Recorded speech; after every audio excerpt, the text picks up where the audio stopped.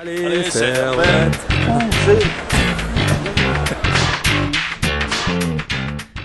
Bonjour à tous, bienvenue sur Amicom TV. On va parler sport avec le Genève Servette, donc évidemment hockey. On n'a même plus besoin de parler de football. Avec vous, Monsieur Hugh Kennec, bienvenue. Vous êtes copropriétaire avec Chris McSorley et président du Genève Hockey Club, donc Servette. Donc je profite pour vous féliciter de tout l'engouement que ça génère cette superbe saison, la dernière déjà. Vous avez été deuxième face à Berne et déjà depuis quelques années, on retrouve vraiment un formidable engouement de la population des jeunes pour son équipe, le Genève Servette.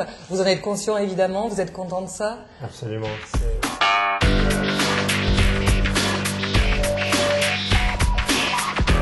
C'est clairement un des premiers objectifs du Genève Servette Hockey Club quand je suis rentré comme propriétaire et président.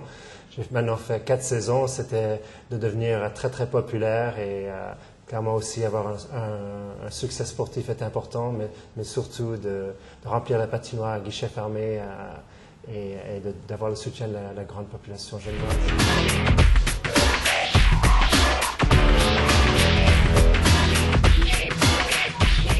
Alors Paris est tenu vraiment sur toute la ligne, bravo. Alors c'est vrai que ce club sportif, c'est comme une immense entreprise. Gérer un club de sport, c'est un métier à plein temps. Voilà, quand j'ai commencé il y a 4 ans, on était 4-5 personnes au bureau. Maintenant, il y en a une douzaine. Et effectivement, la structure doit se professionnaliser. On est comme toute entreprise qui a une croissance. Il faut gérer la croissance. Et ça veut dire qu'il y a des changements de structure. Et effectivement, aujourd'hui, le Genève Servette, avec 7000 spectateurs, 5000 abonnés, des centaines de partenaires et VIP, il faut être structuré pour s'occuper de tous nos clients et les médias et les politiques et tous les aspects qui vont autour d'un club professionnel comme le Genève Servette.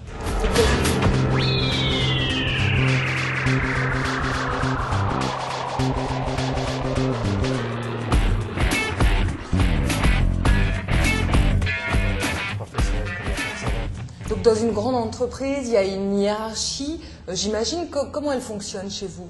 Voilà, c'est comme dans une entreprise, il y a un conseil d'administration, il y a des propriétaires, un conseil d'administration dont je suis le président. Après ça, on a un directeur général. Chris McSorley, il agit aussi comme chef sportif. Donc dans un club sportif, il y a le côté sportif et le côté tout ce qui est non sportif, donc administration, commerciale et tout.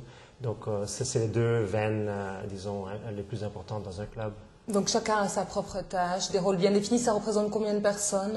Aujourd'hui, on est 12 personnes au bureau, mais pendant une soirée de match, il y a plus de 220 personnes qui sont autour avec les hôtesses, la restauration, les speakers, tout le spectacle.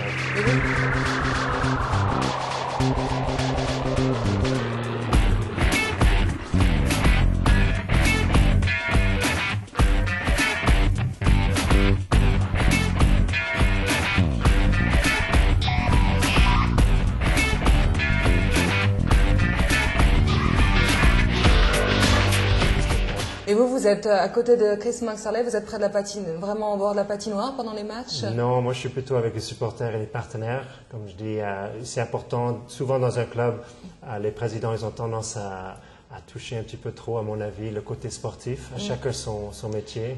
Donc le côté sportif, c'est 100% Chris qui le gère. Qui le gère, d'accord. Et que pouvez-vous nous dire concernant la gestion financière d'un club tel que celui-ci? Voilà, c'est une grosse responsabilité parce qu'on est un club qui fait partie de la communauté et on fait vivre, on amène la fierté à Genève. C'était notre objectif et comme vous l'avez mentionné, on a fait bouger Genève. Donc, dans la dynamique d'un club, aujourd'hui, notre préoccupation principale, c'est les infrastructures. C'est la manière où on fait rentrer des sous, c'est avec la patinoire, les supporters et les partenaires et les VIP. Et aujourd'hui, on parle beaucoup de nouvelles patinoires et c'est ce qu'on a besoin pour satisfaire en fait la demande qui existe auprès de VIP qui ont besoin de certaines prestations pour leurs clients, pour les associés, pour développer ce qu'aujourd'hui manque au Vernet. Encore? Ça manque encore? Vous voulez dire que le côté bar, VIP, etc., les loges, c'est pas assez grand, il y a encore des choses à faire à ce niveau-là? Il y a encore beaucoup à faire. C'est pour ça que la ville et le canton et le club ensemble, on a eu une conférence de presse en début d'été pour annoncer qu'il y aura une nouvelle patinoire à Genève d'ici le 1er septembre 2015. Les Vernets ont été construits en 1958 et comme beaucoup d'entreprises, on travaille probablement pas avec les mêmes outils qu'on avait en 1958. Donc, si vous regardez ce qui se passe ailleurs en Suisse et en Europe, dernièrement à Zug, les infrastructures sont très modernes, très adaptées pour les besoins des médias, des joueurs et des VIP. Et des supporters aussi, le grand public, parce qu'on parle beaucoup du VIP, oui. Mais regardez, si vous regardez aussi dans la patinoire, le grand public aussi a un grand manque d'infrastructures.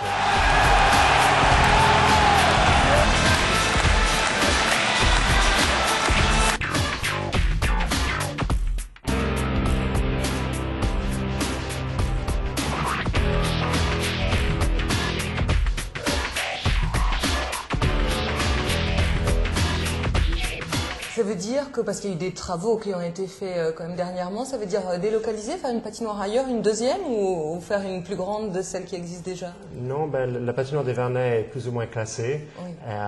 Et de toute manière, sur Genève, il manque d'heures de glace, il manque d'infrastructures. Donc l'idée, c'est de construire une nouvelle patinoire. Et la ville et le canton ont donné un préavis que sur le site des Vernets, ce serait le premier choix. D'accord, ok. Et comment développe-t-on le relationnel avec, déjà avec les collaborateurs, avec la presse, avec les gens? Bon, il y a des facilités évidemment quand il y a des résultats. C'est peut-être moins évident ce début de saison. On ne va pas parler trop chiffres, mais c'est vrai que c'était pas forcément formidable, mais rien n'est perdu. Comment vous gérez ça? C'est votre travail aussi? Voilà, je pense que pour nous, ce qui est important, c'est que dans la philosophie du club, le résultat, c'est qu'une petite partie du club. Et aujourd'hui, si on regarde l'affluence et l'intérêt qui vient autour du club, elle continue à croître, même si on a eu un début de saison difficile. On a eu, depuis 4 ans que je suis là, on est 2 fois vice-champion suisse. L'année après qu'on a perdu contre Zurich en finale, on avait une saison moyenne, mais malgré ça, la moyenne de spectateurs a fait un gros bond de plus de 15%. Donc, on voit que le travail qui est fait au sein de la communauté avec les jeunes, avec les charités, avec les services sociaux, avec notre promotion et participation dans tout ce qui se passe autour de Genève, ça porte fruit. Parce qu'on est un bon citoyen, on apporte plein à la communauté. Un petit exemple, vous, au niveau des jeunes, qu'est-ce que vous faites par rapport avec des œuvres caritatives? Voilà, par exemple, le prochain événement qu'on a le 8 octobre, c'est la soirée du cancer du sein.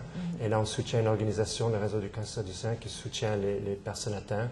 Et là, on fait beaucoup de promotion de la cause. Ça aide ceux qui sont atteints ou qui connaissent des gens qui sont atteints de plus facilement trouver où aller. Pour les enfants, on a un grand programme dans les patinoires extérieures. Il y en a 10 maintenant sur le canton et dans la communauté genevoise. Il y a 4 ans, il y en avait 0. Donc, on voit que... Et là, il y a plus de jeunes qui font de l'exercice, du sport, s'intéressent au hockey sur glace. On va dans les écoles aussi, puis on fait la promotion du sport. Du sport en lui-même, et ça porte ses fruits également. J'imagine, vous avez combien de la relève, les jeunes? Il y en a beaucoup. En voir les places de parking qui manquent le mercredi voilà. Au parking des Vernets, il y a beaucoup d'enfants dans le voilà. club. On a un projet justement pour augmenter le nombre de jeunes qui aujourd'hui se situe autour de 700 à plus de 5000 dans les 5 à 7 prochaines années. Donc, c'est un gros travail. Alors là, il va falloir de la place pour qu'ils passent tous sur la glace à un moment donné. Voilà, c'est pour ça qu'il y a de plus en plus de patinoires extérieures. Il y a un projet de nouvelle patinoire à Plan-les-Ouates. Il y en a 2 ou 3 autres qu'on entend parler dans le canton. Donc, c'est très positif.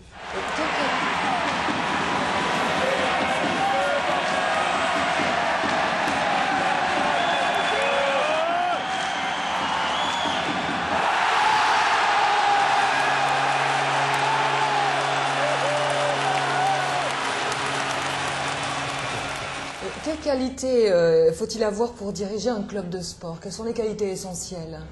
Je pense qu'il faut avoir une passion. C'est comme dans beaucoup d'entreprises, surtout dans le domaine sportif. Je pense qu'on veut le succès sportif, on veut gagner. Mais dans notre cas, comme je disais au tout début, c'était une passion pour remplir la patinoire. Ça veut dire qu'il faut aimer les gens. Oui. Mais il y a différents modèles. Il y a d'autres personnes qui sont impliquées dans un club parce que ça les met en avant eux ou leur entreprise, justement. Mais dans notre cas à Genève, notre but, c'est vraiment d'amener quelque chose, d'apporter quelque chose et d'être très, très proche de la communauté et essayer de pérenniser le club pour qu'il soit indépendant de Hülkenec ou de Chris McSorley pour que si un jour... comme tout le monde, on sera plus sur cette planète, mais que ça perdure. Voilà, comme le cas à Berne, par exemple. Ils ont fait un magnifique travail à Berne. En tout cas, c'est ce que vous faites. Vous véhiculez une très très belle image, très positive pour la jeunesse qui en a besoin. Merci beaucoup. Est-ce que vous avez un dernier conseil peut-être à nous donner? Je ne sais pas, quelqu'un qui voudrait travailler chez vous? Pourquoi pas, autrement qu'avec des patins sur la glace? Vous engagez régulièrement? Vous formez des apprentis ou... Oui, justement, on a un stagiaire qui va passer l'hiver avec nous. On est ouvert, on cherche beaucoup de volontaires, des gens qui ont la passion, qui veulent utiliser la plateforme du Genève Servette pour se créer de l'expérience, que ce soit dans le domaine des médias ou la technologie. Il y a tellement de choses qui vont autour d'un club. Oui. Quelqu'un qui aime l'événementiel tout à fait. Et tout. Donc là, c'est clair, s'il y a des gens qui ont une passion, qui ont du temps, qui cherchent, pour ça, un des programmes qu'on fait, qu'on veut monter, c'est avec les seniors, justement, qui, après leur retraite, ont du temps, qui cherchent à se rattacher à quelque chose. Et on aimerait que le Genève Servette puisse occuper des gens qui ont du temps et qui ont une expérience, une expertise à partager pour quelque chose qui essaie de donner à la communauté genevoise. Donc, contactez-nous. Eh ben, bravo, je pense que le message est passé, qu'il y a beaucoup de jeunes qui vous contacteront. Merci beaucoup, Jokenek, pour cette interview et puis évidemment une très belle saison. Et ça va le faire, j'en suis sûre. En tout cas, que l'engouement persiste et ça ne fait aucun souci. Merci beaucoup. Merci à vous. Et on se retrouve bientôt pour une autre émission. Au revoir.